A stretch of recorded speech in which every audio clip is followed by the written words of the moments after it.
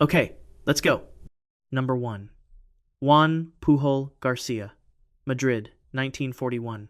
A Spanish chicken farmer walks into the German embassy on Calle Fernando el Santo and offers to spy for the Reich. He has no training, no government backing, no weapons. He is a former poultry salesman with a grudge against fascism and an idea so audacious it shouldn't work. The Germans recruit him. And then Juan Pujol Garcia becomes the most dangerous spy of the Second World War, not to Germany alone, but to everyone who came into contact with him. Garcia, codenamed Garbo by British intelligence, spent the war inventing an entire spy network from scratch. He fabricated 27 subagents, a Welsh nationalist, a Scotsman in the Merchant Navy, a Venezuelan student, a Greek sailor, a Ministry of Food inspector. None of them existed.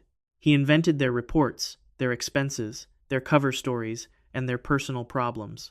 The Abwehr, Germany's military intelligence service, rated his fictional network as the finest intelligence operation in Britain. The British didn't even know he existed until he spent months trying to contact them through official channels and kept getting turned away. When MI5 finally made contact in 1942, they initially suspected him of being a genuine Nazi plant. He was placed under surveillance.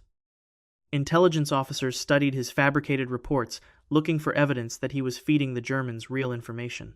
Only gradually did the picture emerge. This man had been running an anti-Nazi deception operation entirely on his own, with no training, no support, and no authorization. British intelligence had never encountered anything like it. What followed was the most consequential espionage operation of the war. Garcia's fictional network fed the Germans the D-Day deception. When Allied landings began at Normandy on June 6, 1944, Garcia sent an urgent message to his Abwehr handler. The landings were a feint. The real invasion would come at Pas de Calais. He backed this up with reports from his fictional agents who had fictional sources in fictional Allied headquarters. Hitler personally ordered his panzer reserves held back. They sat idle for 7 weeks. Historian Nigel West, in his 2014 analysis of wartime deception files, estimates this delay was decisive, the difference between the Allies establishing a beachhead and being driven back into the sea. For his fictional work against the Allied cause, Germany awarded Garcia the Iron Cross. For his actual work on behalf of the Allied cause, Britain awarded him the Member of the Order of the British Empire. He received both decorations. When the war ended, Garcia had a problem. The Abwehr was conducting a full review of its British operations and beginning to trace the inconsistencies. They were going to find him. 5 files declassified in 2000 reveal that British intelligence helped him fake his death in 1949. He moved to Venezuela and lived under an assumed name for 35 years. He was publicly identified only in 1984 when historian Rupert Allison tracked him down. The official explanation is that Garcia's disappearance was a practical precaution. Or was it something more troubling? An acknowledgement by British intelligence that they had used a man so effectively that his continued existence was a liability. That his story, if it became public, would raise questions about how close D-Day actually came to failing. His full files remained sealed for half a century after he saved the operation that won the war. How many Allied soldiers who stormed Normandy owed their lives to a Spanish chicken farmer's fiction?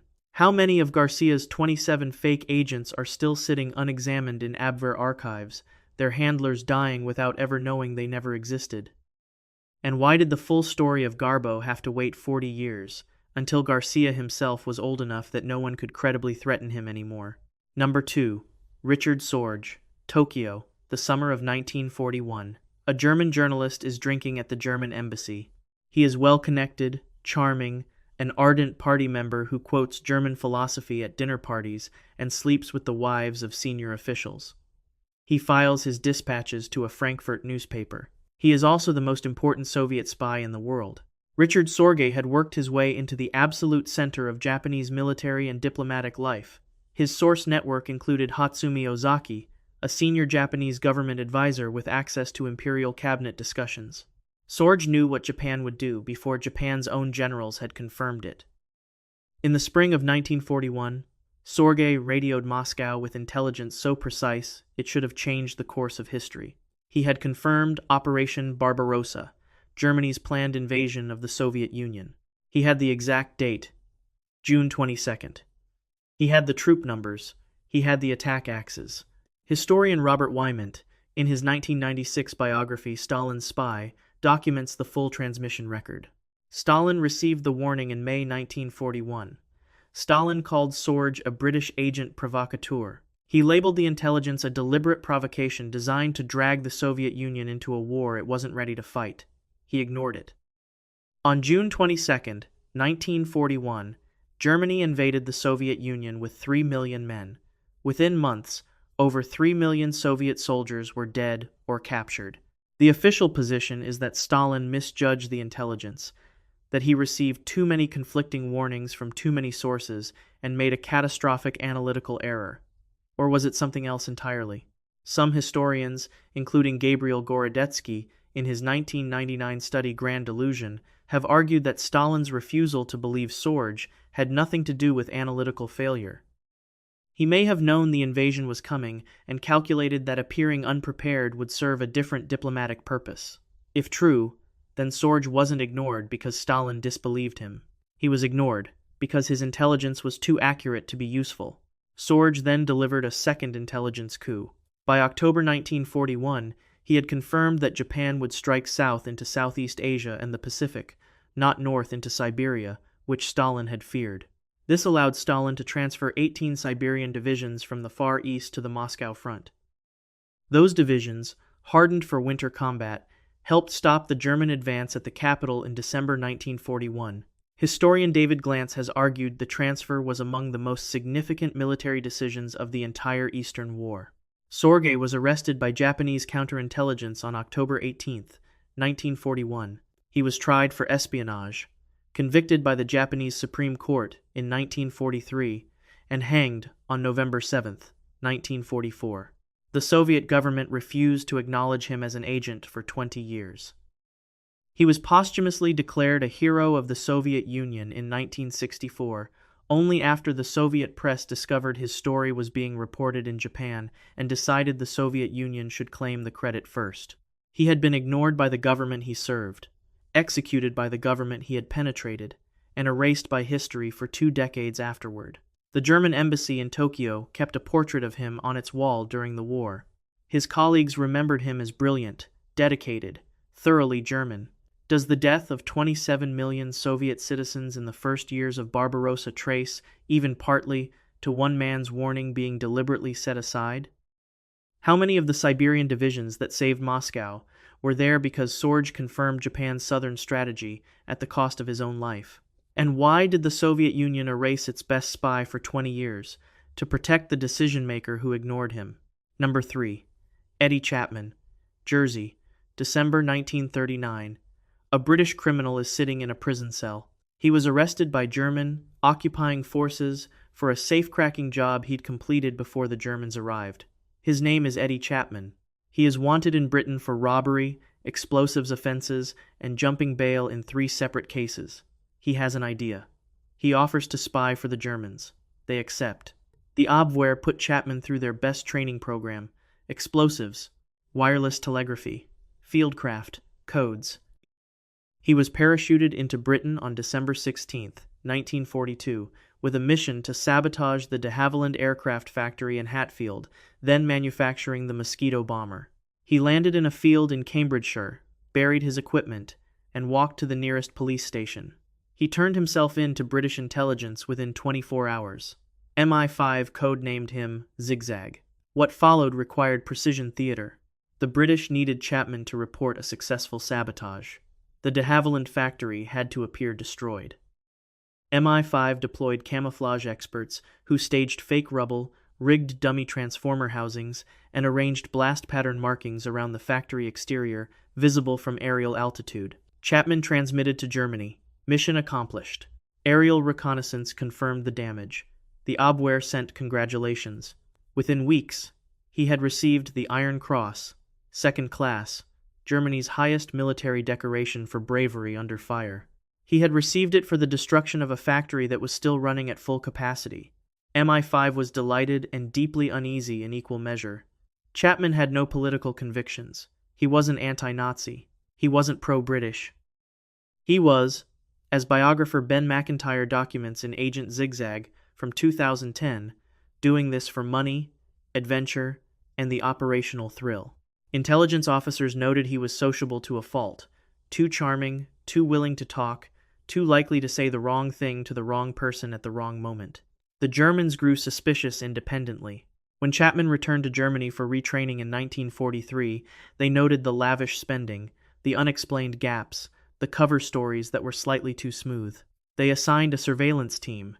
They restricted his operational assignments. By 1944, they had effectively benched him, too unreliable to deploy in the field, too well-informed to simply eliminate.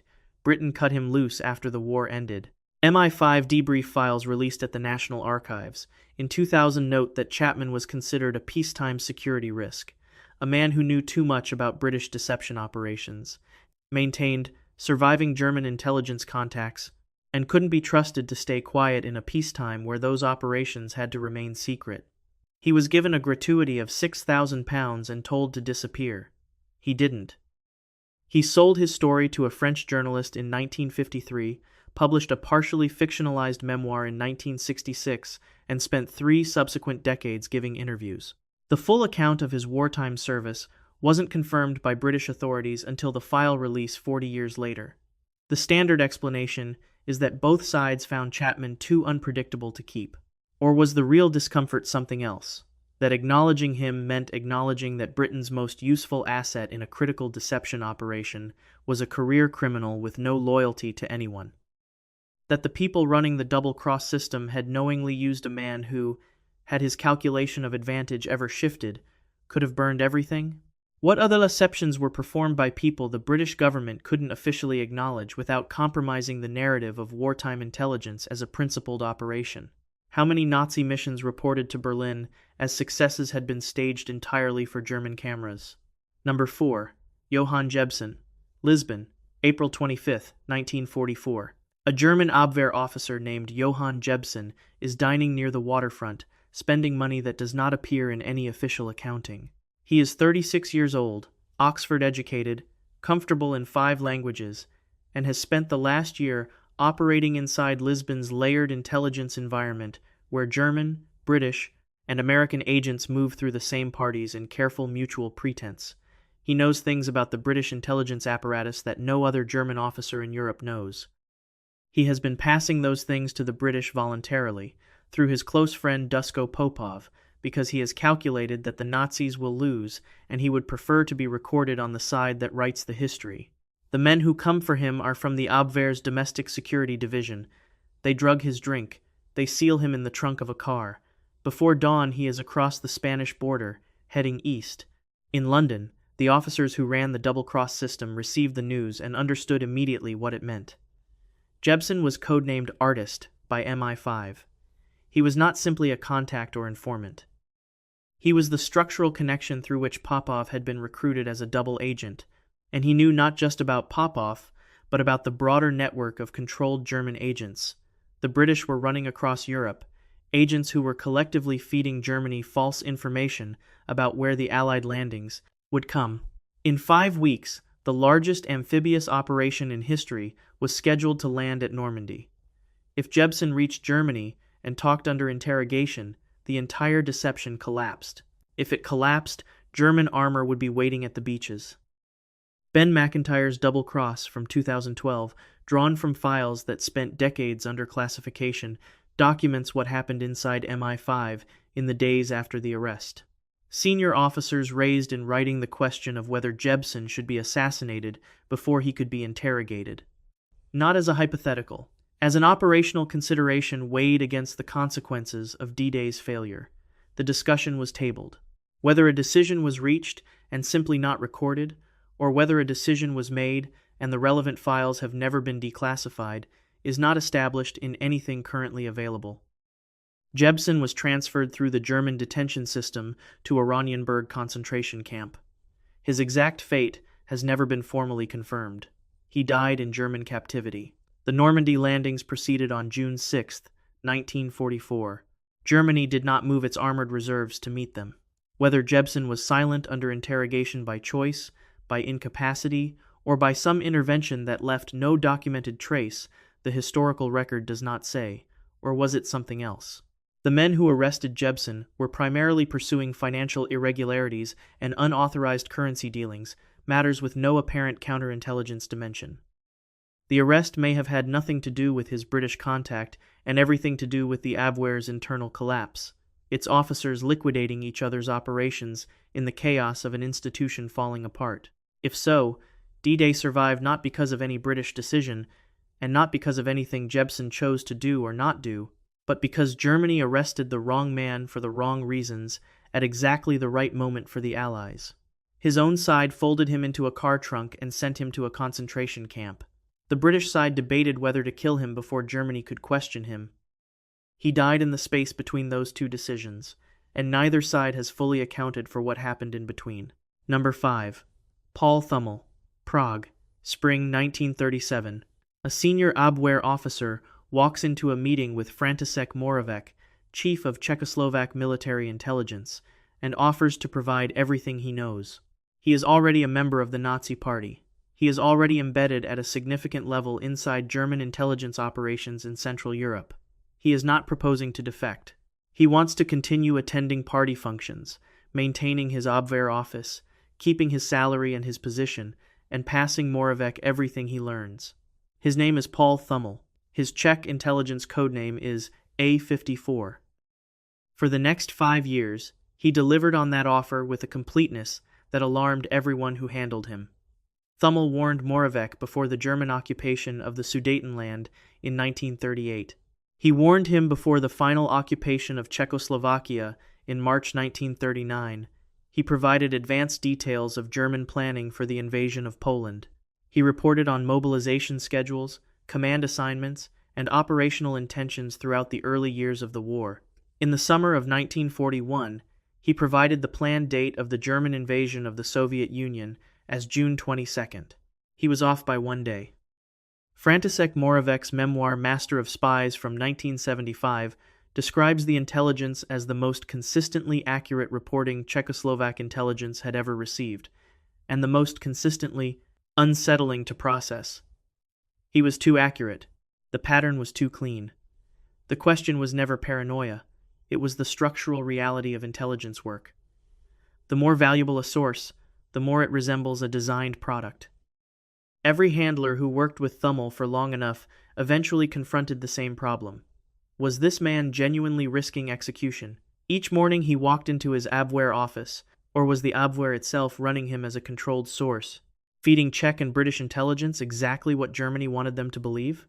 The Gestapo arrested him in 1939. His Abwehr rank and the intervention of colleagues produced his release. They arrested him again in 1941, released again. Arrested definitively in 1942, this time held, moved through a succession of detention facilities as the war closed around the institution that had once protected him. He was executed on April 20th, 1945, 18 days before Germany surrendered.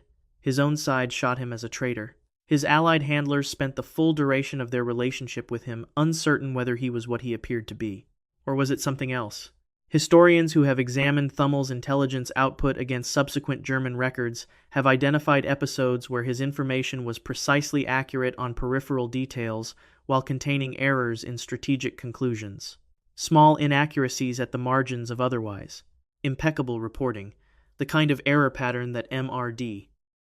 Foote, in his analysis of wartime intelligence networks, observed appears in sources where an intelligence service wants to establish credibility while retaining control over what the source ultimately produces.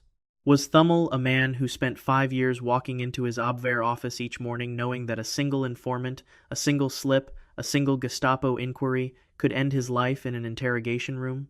Or was he a precision instrument aimed at Allied planning staffs, delivering controlled information through a relationship of manufactured trust? The Gestapo executed him before anyone could ask him directly. The British and Czech intelligence files that might settle the question have not been fully declassified in the 80 years since his death. Both sides received what he gave them. Whether either side could verify what they received was the question neither of them could answer, even after they no longer needed to. Number 6. Wilhelm Canaris, Berlin, September 1st, 1939. The head of the Abwehr, Germany's military intelligence service, receives the invasion order for Poland. He has information no government in Europe possesses: the exact timing, the exact force composition, the precise axis of the German attack. He passes it immediately to his contact in Switzerland, then to his contact at the Vatican. Poland is invaded within hours. The warnings arrive too late to matter. But Admiral Wilhelm Canaris, the man Hitler trusted to run Nazi intelligence, has been doing exactly this, passing Germany's secrets to foreign contacts since at least 1938. Canaris remains one of the most disputed figures of the war. He warned Belgium and the Netherlands of the planned German invasions in November 1939. He warned Norway before the April 1940 landing. He maintained contact with British intelligence through Spanish intermediaries for most of the conflict. He classified hundreds of Jews and political dissidents as Abwehr agents, a classification that protected them from deportation. Historian Richard Bassett, in his 2012 study Hitler's Spy Chief, estimates Canaris may have shielded as many as 500 people from Nazi persecution through this mechanism. The Allied governments received most of his warnings. They generally did not act on them. British intelligence treated Canaris as one of several sources claiming German invasion plans, too many claims from too many sources to be individually credible.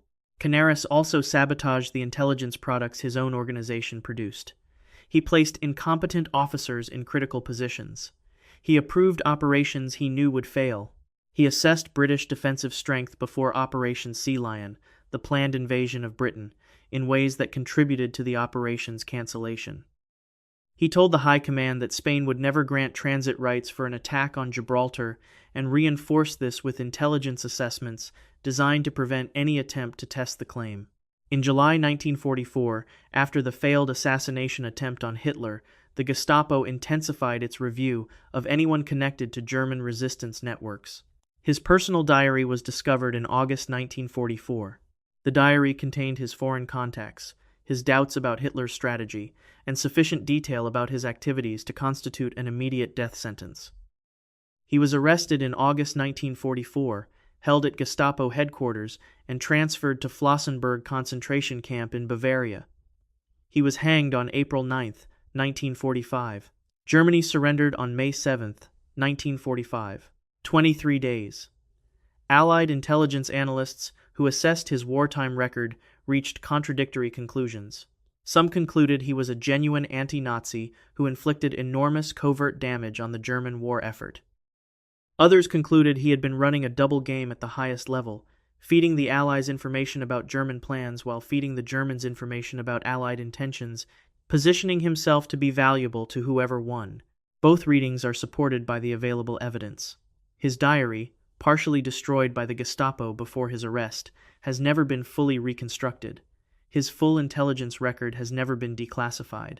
A man who was hanged by his own government for sabotaging its war may or may not have been simultaneously providing that government's enemies with misinformation designed to destabilize them. Did the Allies try to extract him when his arrest became known? Did they try at all? And how many lives, on both sides, turned on the decisions made by a man who appears to have been working against his own country for reasons the historical record still cannot fully explain?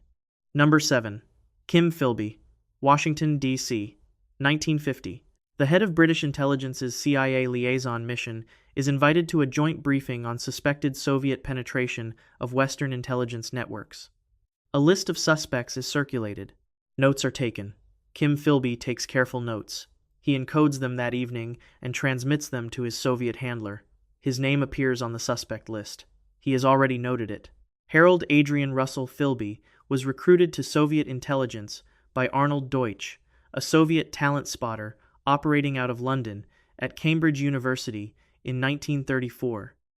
He spent the next 3 decades inside British intelligence, rising through MI6 to lead Section 9, the division specifically created to identify, penetrate, and neutralize Soviet intelligence services. He was appointed to run the operation tasked with catching people exactly like him. Every Western agent sent behind the Iron Curtain during his tenure was betrayed. Every network was burned. The casualty count was never formally published. Historian Christopher Andrew, in his 2009 authorized history, The Defense of the Realm, estimates it in the hundreds. These were not statistics. They were intelligence officers who were identified, arrested, and in many cases executed. In 1944, Philby learned through CIA contacts that a Soviet defector named Konstantin Volkov had approached the British consulate in Istanbul. Volkov claimed he could name 3 Soviet agents embedded in British intelligence, one of whom, he said, was the head of a British intelligence section in London. Philby was notified of Volkov's offer. Philby managed the British response. He created paperwork delays. He routed communications through channels that consumed weeks. By the time a British intelligence officer arrived in Istanbul 6 weeks later, Volkov had disappeared. He was found in Moscow in 1947, lobotomized. In 1951, when Philby came under serious suspicion, following the defection of Guy Burgess and Donald Maclean, 2 other members of what became known as the Cambridge Five, MI6, knew it had a problem it couldn't quantify. Philby resigned under pressure and was not prosecuted. British intelligence had no direct evidence against him, and the damage a public prosecution would do to MI6's relationship with American intelligence was considered worse than the alternative of letting him leave quietly. He was given a cover position as a journalist in Beirut. He defected to the Soviet Union in January 1963. In Moscow, he was given the rank of KGB general and an office.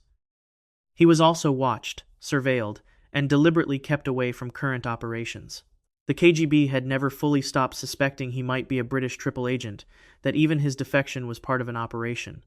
They gave him a desk and restricted his access. He spent the last 25 years of his life in a Moscow apartment, writing his memoir My Silent War, consuming substantial quantities of alcohol, and by most accounts, enduring extended periods of profound isolation. He died in 1988. The KGB gave him a state funeral with full military honors. His MI6 personnel file has never been released. How many intelligence officers died because Philby put their names in an encrypted transmission and sent it to Moscow? How many of the operations the CIA and MI6 ran against the Soviet Union in the late 1940s and 1950s were doomed before they started because their most senior joint operative was reporting them in real time, other side?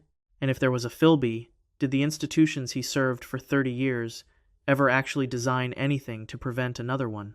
Number 8. Erich Vermeeren. Istanbul, February 5, 1944. A German Abwehr officer and his wife walk into the British consulate and request asylum. He is 24 years old, Catholic, educated at Oxford, and has been posted to Istanbul as part of the German intelligence apparatus operating in neutral Turkey. His wife is a countess. They have brought documents with them. They are prepared to cooperate fully with British intelligence. His name is Erich Vermeeren. Within 72 hours, news of the defection has reached Berlin. Adolf Hitler's response was not measured. The Abwehr, German military intelligence, the service Wilhelm Canaris had run since 1935, was to be stripped of its foreign intelligence functions immediately and absorbed into the SS. Walter Schellenberg's SD Ostland would take over.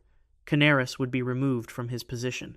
The intelligence infrastructure Germany had built over 15 years would be dismantled and rebuilt under direct SS control because one young officer and his wife had walked into the British consulate in Istanbul and asked for a room. Vermeeren's defection was not the only factor in the Abwehr's dissolution. Canaris had been under sustained pressure from Himmler and Schellenberg for years. But it was the immediate trigger. The files Vermeeren brought with him included details of Abwehr operations in Turkey, agent identities, communication protocols, and information about the Istanbul networks that German intelligence had spent years constructing. The British received all of it. In March 1944, the Abwehr formally ceased to exist as an independent service. The British response was not, however, uncomplicated. Vermeeren and his wife were held in strict isolation in Britain. His information was valuable. Agent lists, operational details, and inside knowledge of how German intelligence had structured its presence in neutral Turkey, but the timing was suspicious. The defection had come in February 1944, weeks before the Normandy landings were scheduled, at precisely the moment that maximum disruption to German intelligence would produce maximum Allied benefit. British intelligence officers who worked with Vermeeren noted he was cooperative and apparently genuine, while maintaining the kind of close surveillance one reserves for a source whose motives cannot be fully established. The question the British could not resolve was whether Vermeeren had acted spontaneously, driven by Catholic conscience and personal opposition to the Nazi regime, or whether someone inside German intelligence had orchestrated the defection to destroy the Abwehr at the most damaging possible moment. The Abwehr had been full of officers with documented ambivalence about National Socialism. Canaris himself would be hanged for treason within the year. Had the Abwehr, in its final months, arranged its own demolition from within, or was it something else? Walter Schellenberg, who absorbed the Abwehr's functions and saw his rival Canaris removed, later wrote in his memoirs that the defection had been, from a German counterintelligence perspective, devastating. He did not explain why it had been so easy for a junior officer and his wife to simply walk out of the German intelligence apparatus in Istanbul. The SS investigation that followed the defection was never fully released. The question of who, if anyone, facilitated or anticipated the walk to the British consulate has not been answered in 80 years of subsequent intelligence history. Vermeeren survived the war, converted fully to Catholicism, and died in Germany in 2005, at the age of 85. His defection had restructured German intelligence, contributed to the fall of Canaris, and reached Hitler's desk. Both sides spent the rest of the war uncertain whether he had acted entirely alone or whether someone had opened the door for him. Number 9. Roman Czerniawski, Paris, October 1941. A Polish Air Force captain is arrested by the Abwehr in his apartment near the Eiffel Tower. The Germans have been watching him for months. He is the commanding officer of Interallie, one of the largest Allied intelligence networks in occupied France, nearly 90 agents feeding military intelligence to London. The arrest should end him. Instead, it gives him a second career. Roman Czerniawski negotiated from his cell at Fresnes prison. He offered the Abwehr a deal, his full cooperation, his knowledge of Polish intelligence networks in Europe, and his willingness to travel to Britain as a German agent in exchange for the lives of his arrested network members. The Abwehr accepted. Most of the Interallie members were arrested and executed anyway. Czerniawski later said he had believed the promise. He may have been deceived, or he may have known the odds and calculated that cooperation was still the best path. The historical record does not resolve this. The Germans codenamed him Armand, briefed him on his cover identity, and inserted him into Britain via neutral Spain in late 1942. He contacted Polish intelligence in London within 48 hours of arriving. They handed him directly to MI5. MI5 assigned him to the double-cross system and gave him the code name Brutus. The double-cross system, managed by the 20 Committee under J.C. Masterman, who documented it in his 1972 history, the double-cross system, was running every known German agent in Britain as a double, feeding false intelligence back to Berlin through their own handlers. Brutus became a senior fictional officer attached to a fictional Allied army group, filing fictional order of battle reports to his German handler through conventional correspondence. His intelligence contributed directly to Operation Fortitude, the deception campaign designed to convince German high command that the Normandy landings were a diversion and the real invasion would strike at Pas de Calais. Masterman rated Brutus as one of the system's most important long-running assets in the final year of the war. But none of the parties running Czerniawski trusted him fully. The Polish government in exile in London considered him a traitor. He had agreed to spy for the people who were executing Polish civilians by the tens of thousands. That his arrangement had been a survival calculation under the most extreme duress did not fully resolve the question in Polish institutional memory. He was treated with cold suspicion by the exile government for the remainder of his life. MI5, for its part, recognized the fundamental problem. A man who had agreed to betray his principles once, under pressure, had demonstrated that betrayal was a tool he would use when survival required it. If the calculation shifted, if the Germans applied sufficient pressure, or if personal circumstances changed, would he betray a second set of handlers? He didn't. After the war, he settled in Britain, worked within the Polish community, and lived quietly for 4 decades.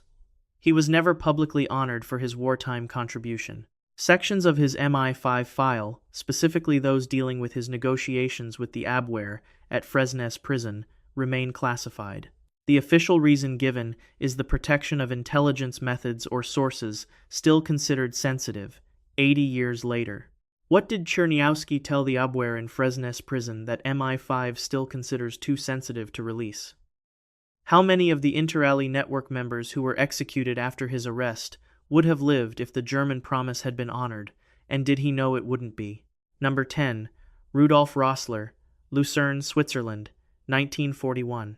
A German-born publisher who fled the Nazi regime in 1933 approaches Swiss military intelligence with an offer. He has sources inside the German High Command, not estimates, actual operational orders. He can deliver Soviet military intelligence on German planning with a latency, from decision in Berlin to paper in Lucerne, of 12 to 24 hours. He will not say who the sources are. He will not explain the mechanism. He will provide the intelligence, and he will not discuss its origins. His name is Rudolf Rossler. His Soviet GRU code name is Lucy. For 3 years he delivered. Not summaries. Actual German operational orders, updated in near real time. Anthony Red and David Fisher's Colonel Z from 1984 documents what Lucy provided to the GRU through Alexander Rado's Dora network during 1942 and 1943. The full German order of battle on the Eastern Front, updated as divisions moved. Detailed planning documents for Operation Citadel, the German offensive at Kursk in July 1943, the largest tank battle in history, including precise unit positions, attack axes, and reserve commitments. Soviet commanders at Kursk received this information before the battle began. They built their defensive works around it. When the German attack came on July 5, 1943, it struck a prepared position of extraordinary depth. It failed. GRU analysts reviewing Lucy's product raised formal concerns that it was a British deception operation. The intelligence was too timely, too accurate, too complete to originate from a single source in Lucerne. It implied access to the German command structure at a level that had never been identified or recruited. The working hypothesis in Moscow was that Churchill was secretly feeding Stalin intelligence derived from Ultra, the British code-breaking operation at Bletchley Park, through a Swiss cutout in order to shape Soviet operations without disclosing how Britain knew what it knew. The British have denied this version of events for 80 years. The denial has not satisfied everyone. Lucy's product contained operational details that signals interception alone would not have produced. The implied human source inside OKW has never been identified. The Germans ran counterintelligence investigations throughout 1942 and 1943, looking for the source of the leak from inside their high command. They broke parts of the Dora network, arrested Rado's radio operators in Switzerland in late 1943, but the primary source, the publisher in Lucerne with the inexplicable pipeline to Berlin, was never found. Rossler was never charged by the Germans. The investigation never reached him. The Swiss arrested Rossler in 1953 for conducting unauthorized intelligence operations on Swiss territory. He served 1 year. He died in Kreuzlingen in 1958 without having provided, to any authority on any side, the name of a single source. The 10 figures in this list, Garcia, Sorge, Chapman, Jebsen, Thummel, Canaris, Philby, Vermeeren, Chernyavsky, and Rossler, each found a position in the gap between two adversaries and survived by being more useful than they were dangerous, until they were not. Garcia faked his death and vanished. Sorge was denied and abandoned by the state he died serving. Chapman was paid off and told to disappear. Jebsen died in a German camp, while London debated what to do about him. Thummel was executed 18 days before the war ended. Canaris was hanged 23 days before Germany surrendered. Philby was quietly exiled rather than prosecuted. Vermeeren spent decades under a question mark. Both sides declined to remove. Chernyavsky's full file remains partly classified. And Rossler went to his grave, holding the names of people who had trusted him with information that changed the course of a war. They were dangerous to both sides not because they were exceptional spies, but because each of them knew something one side could not afford to have the other one learn, and the systems designed to contain that knowledge turned out to be the most unpredictable element in the entire calculation. Subscribe for more history, the official accounts left unfinished. Comment below. Whose sources do you think were real, and whose was someone else's operation all along?